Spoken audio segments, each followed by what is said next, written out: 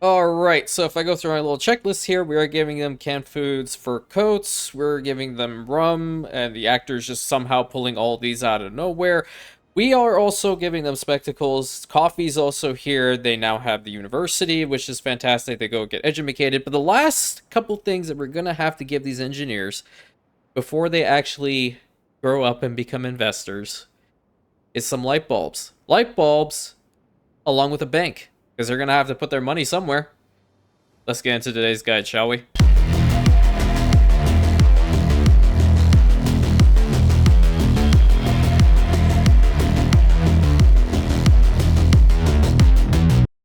Everybody, and welcome back to another episode of the Anno 1800 Beginner's Guide series. This is going to be the last we talk about engineers for the most part, and just a little bit of a public service announcement. By the time that you guys are actually seeing this episode, I have undergone a wisdom tooth extraction, which means that I might be a little bit slow when it comes to responding to the comments, excuse me. So do note that I will respond to them as quickly as possible. All right, so let's recap what we've done so far.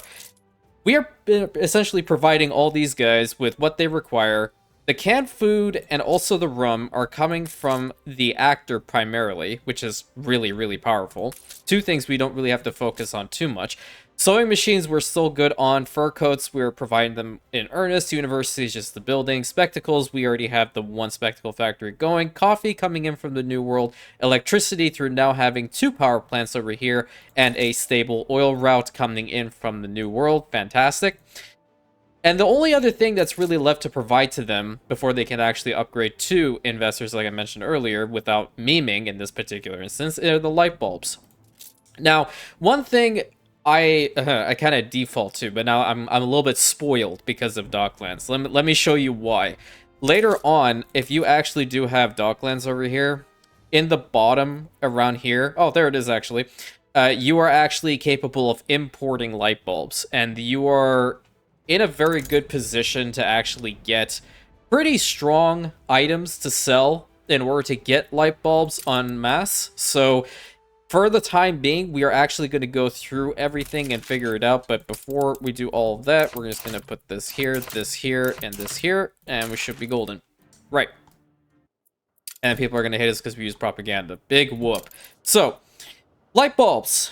Right down here. What are we going to need? Well, essentially, we're going to need some glass, which we already do have over here because I've already gone ahead and stopped the window production. We have 629 windows, so we're okay on that front. That is one part of the chain. The second part of the chain is a new building called the Filament Factory. The Filament Factory does also require us to have engineers to work and will process filaments from coal once every minute. This is improved with electricity, so we're looking at around 30 seconds. The light bulb factory itself also needs us to have some engineers with it. And again, improved by electricity, meaning that we will see 1 ton of light bulbs being produced every 30 seconds. Very, very simple, basic, not as difficult as the other ones. The glass makers are by far the fastest over here. The glass makers and the sand mines. So 2 of these essentially may equate to like 4 of those, right? But we don't need that by any means. We just need to make sure we get 1 filament factory out and 1 light bulb factory out and see what happens, all right? So this is what the filament factory looks like. It is on the larger side when it comes to an industrial type building. Mostly because, obviously, what it's working with, I mean, making a whole bunch of filaments is not easy. But what we can do is we can go ahead and blueprint this and see where we can put the light bulb factory, which is also an okay sized building. And lucky for us, we actually do have a decent spot over here to place this down. So we're just going to put it like so. Let's go ahead and build up the filament factory first, and this is going to obviously put a dent in our already dwindling balance. But remember, if you have a good, like, heavy weapons over here that you're selling, you're definitely going to be making a lot of money, which is how I got us back over 1.3 mil. And I like to check to make sure that we always have that, so we have 73 left in the bank right now. We're just waiting to reach that to 100, and then we'll make another sale. So, these guys are going to take some coal from the nearest stockpile and actually start producing some filaments, and that's what we like to see. Once we have some in there, we have to check to make sure that our coal is actually stable enough. So, one thing that I can definitely say is that we are massively using our coal resources. And that is because we have some of these charcoal kilns over here that are not connected to the electricity grid. These guys do actually benefit from being attached to the electricity grid as well. But the thing about it is, we don't want to put it too close to the town, and we don't have any room over here to actually have it be beneficial. We can try and see what happens. So like maybe if we put this one, this would be 90. This is actually 100% right over here. So this would actually be pretty substantial. Let's try and move another one of these over here. Remember, they don't actually have to be that close to one another, but because there's a whole bunch of other stuff happening over here, that's why it's telling us that it might potentially be less than 100% on productivity. This side over here is also probably connected to the electricity grid. I hope so. So we're going to go plop this thing down. It is not, so we just go right over here and attach it really quick. This should make it work. There we go. So we now have 3 of these guys working at maximum efficiency. Oh, what do you want, man? Destruction quest? All right. Where is the frigate? It's all the way over here. All right. Let's get our 2 ships of the line, and we're going to go over here. That's the wrong one. And deal with these. Right. So we're going to leave this last one out there, because if we go over here and we look at our production, we are now producing enough coal to actually run this filament factory, and that's what we like to see. And it's already delivering 1 filament to our stockpile right now. Do note that later on, filaments can be used as a substitute resource to produce taxicabs. That is a whole beast in and of itself. That comes from the investor's tree. So at this point, we're going to go ahead and build up the light bulb factory. And the very first thing we want to check is this actually going to be enough for our population right now? And it would be. So the actual demand is going to be less than what we were producing with the 1 building, which is fantastic. So we're going to see this building work. And what I would like to talk about now, while that's actually happening, is how in the heck are you meant to put down a behemoth this big? Because this is the size of the bank, all right? It is a pretty beefy building. So you're going to have to find a nice spot to put this thing down in. And conveniently, like this one over here can actually be placed in this spot. But those engineers at the very bottom won't be able to take full advantage of this. This is a building that I love and hate at the same time. First, it looks awesome, okay, when you actually build it. The second part about it, which I hate, is the fact that it is so ginormous.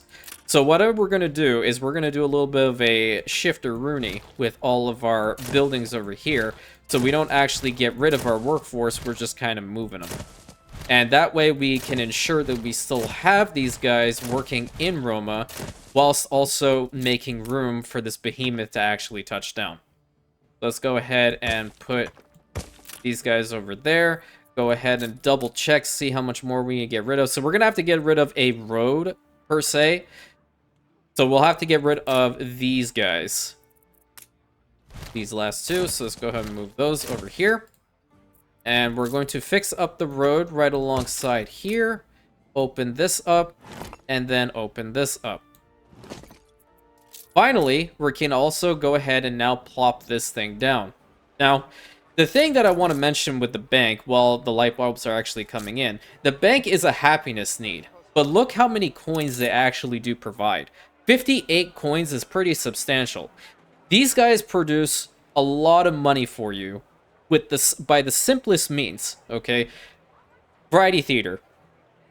Even with the rum, 58 coins. As opposed to artisans, which do pay okay-ish, but they're not close when it comes to the rum. Rum is a lot better provided to these guys, and beer is a lot better provided to the artisans.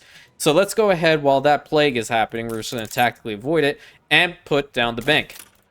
If I am not in blueprint mode. There we go.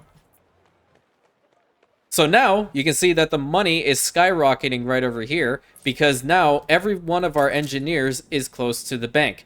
And now, the condition is also at perfect. This thing, like, later on, when you're building your settlements, you want to try to find a place to actually plop this thing down while you're blueprinting, because it'll definitely be a thing they want later on.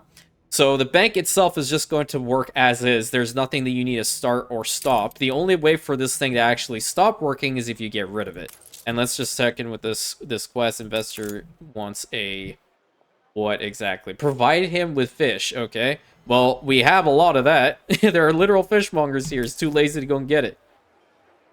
And sausages. Okay, what the heck is this? And beef. Okay. And bread. All right. What the heck are you doing?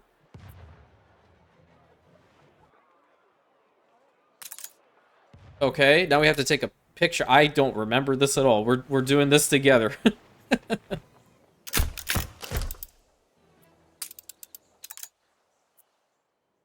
So apparently there is a hostile ship over there. And I think what I'm essentially doing is I'm providing this guy with a whole bunch of stuff that he would like. Let's eat the town. Oh yeah, that's great to see. Love to see it. Okay, so we have these guys ready for the most part. We're just waiting to actually get perfect with the light bulbs. Now we got there. And you will notice that there's a little icon over here for upgrade skyscraper. We are not going to be talking about that until later. Skyscrapers come with the DLC, being the high life, in which you're actually able to build up after this point, instead of just sprawling out like so. So essentially, you would have up to tier 3 engineer skyscrapers, and then with investors, you would get up to tier 5s, which you're going to have to build a lot of them in order to build the pinnacle building, being the Skyline Tower. But for now, what we want to do is go over here, find a little spot to actually see, are all you guys ready to upgrade? No, or are you actually going to be, like, plagued by this plague, literal plague? Can we deal with this? Thank you. I'm waiting for this house to actually get ready. I think it's because there's an incident in the area. Okay, so instead of that, let's just go ahead and try to upgrade as many as we can. And I think I would like to do this little spot. Welcome to the age of big business, guys. These are the maximum tier citizen for your old world and Cape Trelawney settlement, being investors, and the man is already unhappy. Why is he unhappy? Well, that's because he doesn't have a lot of the stuff that he wants. One of the easiest things to actually provide to them is the members club, and because we do actually have 1,600 of our engineers here, we can actually go ahead and upgrade a fair amount of these guys, and that would make it a lot easier to provide them with what they would require. And do note that they still do need the bank, so the bank is actually going to be providing us with a lot more money than what the engineers were giving us. So for these guys would be 146 to these guys being only 58. So that's just one little cool thing to do. And pretty much at this point, you want to seriously start thinking about moving all of these heavy industry off to another island. And that would essentially be considered your industrial island, okay? A couple things that I will mention about Industrial Island in this video before we actually get in onto the next one, because we're not going to talk about the investors in the next episode. I have another thing planned. What you're really looking for with regards to an industrial island is pretty large beach ends and flat lands. So like this island is actually pretty decent when it comes to it. I don't really look per se for a lot of, you know, oil deposits and stuff like that, because I know for a fact that I'm going to have to bring oil in as much as possible to fuel the industry. So this island is actually pretty substantial with the amount of goods that it has, like the coal deposits, the copper, limestone, iron, clay. All those things are actually pretty good here. I probably will go ahead and colonize this island. By the time we actually get back to the investors, we will actually start to see our chain move off onto that particular island over there. So we are now in the age of big business. These guys mean business, so we have to make sure that we do our best by them. And we will go over all their goods, how to get them, how best to navigate around these chains, and how to really make them happy. Making them happy means more money for you. More money for you, more influence. The better your game will be, the more you can expand, and the more you can stretch your wings. So, until next time, my friends, thank you so much for tuning into this episode. Hope you guys enjoyed it. Please consider liking, commenting, subscribing. Hit that bell button, sharing it with your friends. Hope you guys are having a great day on your end, and I will catch you on the next episode, my Rentians.